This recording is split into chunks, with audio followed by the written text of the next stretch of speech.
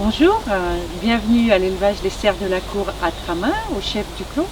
Je suis Catherine Duchesne et j'élève avec mon mari Philippe des cerfs destinés à la viande en fin d'année, la viande que vous retrouvez sur vos tables au moment des fêtes de Noël. Ce sont notamment les animaux qui sont derrière moi, ce qu'on appelle les daguets, qui seront vendus au moment des fêtes de Noël. Donc nous commercialisons, nous élevons et nous commercialisons, nous nous occupons de tout de A à Z. Donc nous nourrissons nos animaux tout au long de l'année, avec de l'herbe bien sûr, de l'enrubanage, des céréales et des betteraves. Ces animaux, nous allons les élever jusqu'à 18 mois et ensuite ils partiront à l'abattoir. Nous nous occuperons de la transformation en rôti, en civet, en terrine aussi, et notamment aussi les tripes et les langues de cerf qui sont des produits plutôt atypiques. Et tous ces produits, nous les retrouverons à notre boutique tout au long de l'année. L'élevage comporte différents parcs. Ici donc vous avez les daguets. Dans un autre parc vous retrouverez les cerfs avec ses biches. Donc le cerf a une quarantaine de biches pour lui tout seul. C'est la période du brame. Donc c'est une période assez complexe puisque le cerf ne s'occupe que de ses biches et pour rentrer à l'intérieur des parcs, il faut faire très attention parce que le cerf ne veut pas que l'homme devienne un concurrent au cerf. Les biches vont être fécondées et la durée de gestation va donc durer 8 mois et au bout de ces 8 mois, vous mettront bas les fonds. Ici vous voyez sur le film, ce sont des animaux qui ont déjà 6 mois. Donc ils ont déjà perdu leur tâche, mais au moment du mois de mai, lorsque les biches mettront bas, ils naîtront avec des taches.